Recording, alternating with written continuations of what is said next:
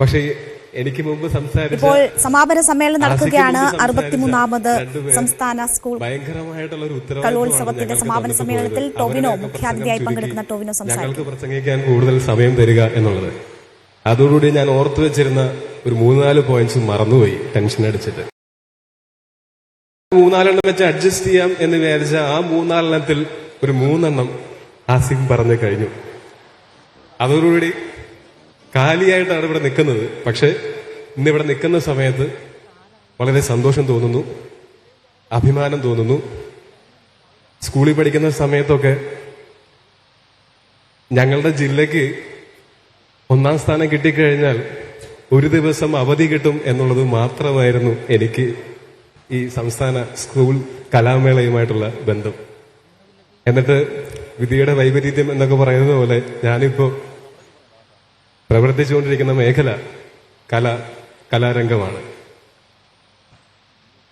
ഇനി ഞാൻ നാട്ടിൽ ചെന്ന് എല്ലാവരോടും പറയും, ആൾക്കാരോട് പറയും ഞാൻ സംസ്ഥാന സ്കൂൾ കലോത്സവത്തിലൊക്കെ പങ്കെടുത്തിട്ടുള്ള ആളാണെന്ന്. നന്ദി എനിക്ക് അങ്ങനെ ഒരു അവസരം ഒരുക്കി തന്നത്.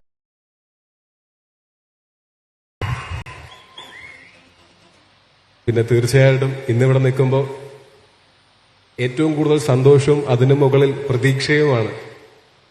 ഇത്രയും 15,000-ഓളം കലാകാരന്മാരും കലാകാരിമാരും ഭാവിയുടെ വാഗ്ദാനങ്ങളായിട്ട്, കലാരംഗത്തിന്റെ ഭാവിയുടെ വാഗ്ദാനങ്ങളായിട്ട് വളർന്നു വരുന്നത് കാണുന്നത് വളരെ അഭിമാനവും അതോടൊപ്പം വലിയ പ്രതീക്ഷയുമാണ്.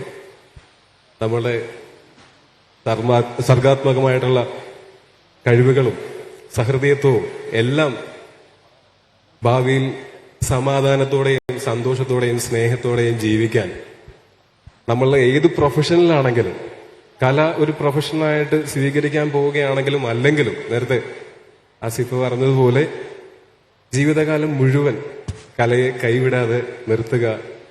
കല മനുഷ്യരെ തമ്മിൽ അടുപ്പിക്കും, സ്നേഹിപ്പിക്കും, എന്നും സന്തോഷം തരുന്ന, എന്നും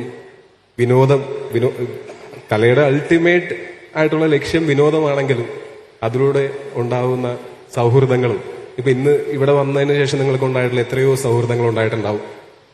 അതുപോലെ ഇനി തുടർന്നും സൗഹൃദങ്ങൾ ഉണ്ടാക്കാനും സമാധാനമുണ്ടാവാനും ആളുകളെ സ്നേഹിക്കാനും അടുപ്പിക്കാനും ഒക്കെ കലാകാരന്മാരും കലാകാരിമാരുമായിട്ട് തുടരുക. എല്ലാവിധ ആശംസകളും. ഒപ്പം ഇവരെ ഏറ്റവും ഇന്ന് ഈ ചടങ്ങ് ഇവിടെ നടക്കുന്ന സമയത്ത് അഭിനന്ദിക്കപ്പെടേണ്ടതായിട്ടുള്ള ഒരുപാട് ആളുകളുണ്ട്. ഇതിന്റെ സംഘാടകരായിട്ടുള്ള നമ്മളുടെ ബഹുമാനപ്പെട്ട വിദ്യാഭ്യാസ വകുപ്പും ഇതിന്റെ നേരത്തെ പറഞ്ഞ പോലെ ഇതിന്റെ കമ്മിറ്റികളും നിരവധി കമ്മിറ്റികളും നിരവധി വോളണ്ടിയേഴ്സും വിദ്യാർത്ഥികളെയെല്ലാം പരിശീലിപ്പിച്ചു കൊണ്ടുപോകുന്ന ഗുരുക്കന്മാരും അവരുടെയൊക്കെ മാതാപിതാക്കന്മാരും എല്ലാവരോടും ഞാൻ എന്റെ അഭിനന്ദനങ്ങളും സ്നേഹവും അറിയിക്കുകയാണ്. ഒപ്പം വിജയികളായിട്ടുള്ള ഒരുപാട് മത്സരങ്ങളുണ്ടായിരുന്നു.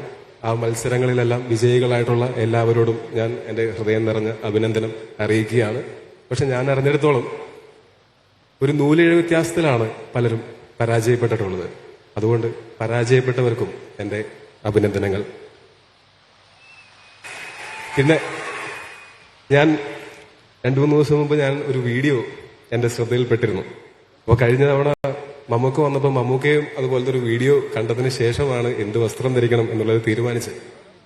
ഞാൻ ആ വീഡിയോ കണ്ടപ്പോൾ എനിക്ക് അതിൽ ഏറ്റവും സന്തോഷം തോന്നിയത് ഞാൻ ഏത് വേഷത്തിൽ വന്നാലും കാണാൻ ഇഷ്ടമാണ് എന്ന് പറഞ്ഞു കേട്ടപ്പോൾ ഒരുപാട് സന്തോഷം തോന്നി. ഒരുപാട് നന്ദി, ഒരുപാട് സ്നേഹം. പക്ഷെ ആ കൂട്ടത്തിൽ കുറെ ആൾക്കാർ പറഞ്ഞു കറുത്ത ഷർട്ടും വെളുത്ത മുണ്ടും എടുത്ത് വന്നാൽ നല്ല രസമായിരിക്കുമെന്ന്.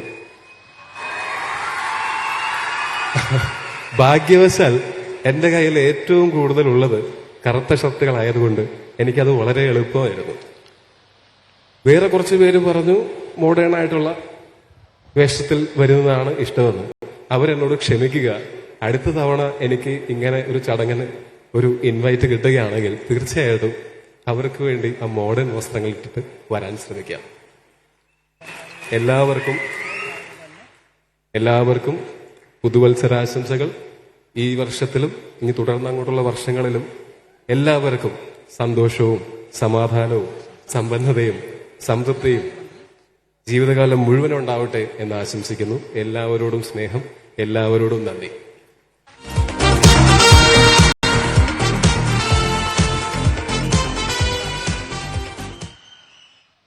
ആശംസാ പ്രസംഗത്തിനായി ബഹുമാനപ്പെട്ട ധനകാര്യ വകുപ്പ് മന്ത്രി ശ്രീ KN ബാലഗോപാലിനെ ആദരവോടെ ക്ഷണിക്കുന്നു.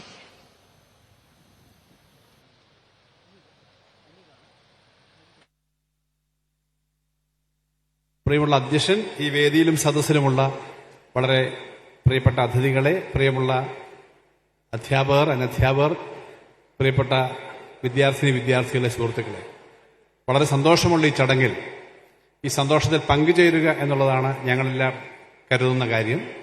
ഏഷ്യയിലെ എന്നല്ല, ലോകത്തെ ഏറ്റവും പ്രധാനപ്പെട്ട ഒരു ഉത്സവമാണിത്. ഇന്നലെ അമേരിക്കയിൽ നിന്ന് വന്ന ഒരു സ്ഥാപനത്തിന്റെ മേധാവി സെക്രട്ടേറിയറ്റിൽ ഒരു കാര്യം സംസാരിക്കാൻ വന്നപ്പോൾ ഞാൻ അദ്ദേഹത്തിനോട് ഓഫർ ചെയ്തു, ലോകത്തിലെ ഏറ്റവും വലിയ ഒരു ഫെസ്റ്റിവൽ നടക്കുന്നുണ്ട്, നിങ്ങൾ അവിടെ പോയി കാണണം. അവരോടൊപ്പം വന്ന ഡൽഹിയിൽ നിന്നുള്ള 2 ഉദ്യോഗസ്ഥരും ഉണ്ടായിരുന്നു. ഇന്നലെ ഇവിടെ വന്ന് കണ്ടിട്ടാണ് പോയത്. അത്രയും അഭിമാനത്തോടുകൂടി നമുക്ക് അവരുടെ മുന്നിലും അവതരിപ്പിക്കാവുന്ന ഈ പരിപാടി അത് ഏറ്റവും നന്നായി സംഘടിപ്പിച്ചത് നമ്മുടെ പൊതുവിദ്യാഭ്യാസ വകുപ്പാണ്. നമ്മുടെ വിദ്യാഭ്യാസ മന്ത്രി ശ്രീ വി ശിവൻകുട്ടിയും അദ്ദേഹത്തിന്റെ ടീമും സംഘാടകരും അധ്യാപകരും അനധ്യാപകരും എല്ലാം ചേർന്ന ഈ ഉജ്ജ്വലമായ പരിപാടിക്ക് എല്ലാ ആശംസകളും നേരുന്നു. വിദ്യാഭ്യാസ മന്ത്രി ഒരു കാര്യം പറഞ്ഞിട്ടുണ്ട്, അത് ഈ എ ഗ്രേഡ് കിട്ടുന്ന കുട്ടികൾക്ക് അല്പം അവരുടെ സമ്മാനം വർദ്ധിപ്പിക്കണം. 500 രൂപ 1000 ആണ്, 500 രൂപ കൂടി വർദ്ധിപ്പിക്കണമെന്നാണ്. അദ്ദേഹത്തിന്റെ ആ അഭ്യർത്ഥന മാനിച്ചും പൊതുവിൽ കൂടുതൽ പ്രോത്സാഹനം നൽകാനും അത് വർദ്ധിപ്പിക്കാനുള്ള നടപടികൾ ധനകാര്യ വകുപ്പ് എടുക്കുമെന്ന് കൂടി പറഞ്ഞുകൊണ്ട് ഞാൻ എന്റെ വാക്കുകൾ അവസാനിപ്പിക്കും.